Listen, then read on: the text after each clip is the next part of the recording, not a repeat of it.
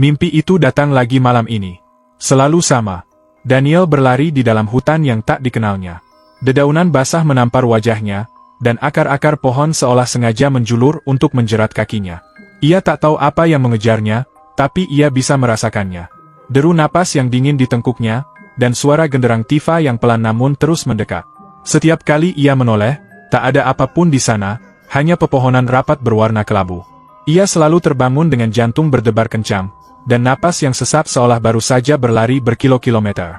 Semua ini dimulai 3 bulan lalu, setelah ia dan timnya pulang dari pedalaman Asmat. Mereka adalah tim dokumenter, namun punya pekerjaan sampingan yang lebih menguntungkan, mencari barang antik untuk kolektor kaya di luar negeri. Di sana, mereka menemukan beberapa ukiran embis yang sakral. Ukiran-ukiran kayu yang menjulang tinggi, mewakili arwah para leluhur. Dengan dalih penelitian, mereka mengambil 3 ukiran paling kuno dan membawanya pergi. Uangnya besar, cukup untuk melunasi semua hutang dan memulai hidup baru. Tapi Daniel mulai sadar, harga yang harus mereka bayar ternyata jauh lebih mahal. Orang pertama yang pergi adalah Marco, sang sutradara. 2 bulan lalu, ia menelepon Daniel tengah malam, suaranya panik. Aku mendengarnya, dan suara genderang itu. Seperti waktu kita di hutan. Daniel mencoba menenangkannya, menyuruhnya tidur, mengatakan itu hanya stres. Keesokan paginya, istri Marco mengabarkan suaminya meninggal dalam tidur. Kata dokter, serangan jantung. Tapi saat Daniel datang melayat, ia melihat wajah Marco. Matanya terbuka lebar, seolah melihat sesuatu yang sangat mengerikan di saat-saat terakhirnya.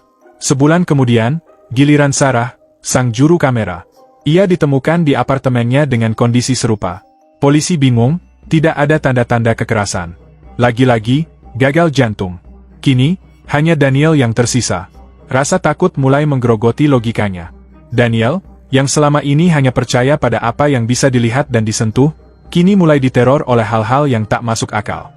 Kadang, saat tengah malam sunyi, ia mendengar suara langkah kaki di luar pintu apartemennya. Bukan langkah sepatu, tapi langkah kaki telanjang di atas tanah basah. Saat ia mengintip dari lubang pintu, lorong sepi. Hanya lampu temaram dan kesunyian yang mencekam. Pernah sekali, saat ia sedang mencuci muka di wastafel, ia mencium aroma aneh. Bukan bau sabun, tapi bau asap kayu bakar dan tanah lembab, persis seperti aroma di perkampungan Asmat.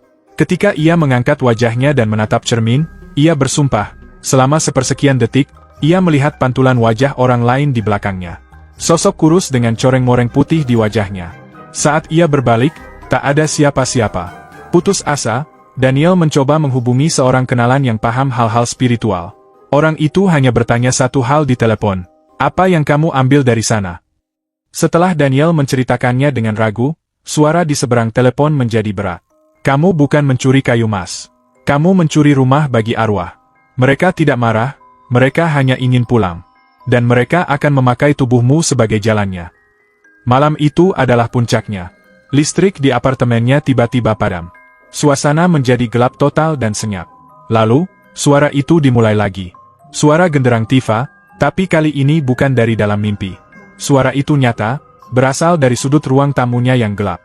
Pelan, ritmis, dan semakin lama semakin dekat. Daniel duduk mematung di sofa, tubuhnya kaku karena takut. Ia bahkan tak berani menyalakan senter dari ponselnya. Dari kegelapan, ia melihat 2 titik mata yang menyala redup. Bukan seperti mata hewan, tapi seperti bara api kecil. Sesosok bayangan tinggi perlahan mulai terbentuk, menyerupai ukiran embis yang dulu ia curi. Sosok itu tidak mengancam, tidak melompat, hanya berdiri diam menatapnya.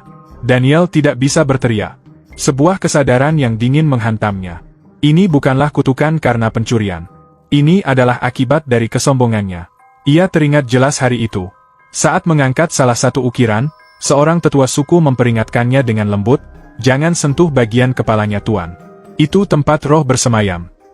Daniel hanya tersenyum meremehkan dan dengan sengaja menepuk-nepuk kepala ukiran itu sambil berkata pada Marco, hanya sepotong kayu kan.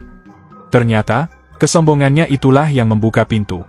Ia bukan hanya pencuri, ia adalah orang yang mengundang arwah itu untuk ikut bersamanya. Sosok di depannya mengangkat tangan, bukan untuk menyerang, tapi seolah mengajaknya ikut. Daniel merasakan seluruh tenaga di tubuhnya terkuras habis. Pandangannya mulai kabur, dan suara genderang itu kini terdengar seperti detak jantungnya sendiri, yang perlahan-lahan melambat, lalu berhenti. Beberapa minggu kemudian, berita tentang ukiran embis yang dicuri itu tersebar. Berkat penyelidikan polisi internasional, ketiga ukiran itu berhasil ditemukan di sebuah gudang sebelum sempat terjual. Pemerintah segera mengatur proses pemulangan benda-benda sakral itu kembali ke tanah Asmat. Di sebuah desa kecil di tengah hutan, upacara adat besar digelar untuk menyambut kembalinya arwah leluhur mereka.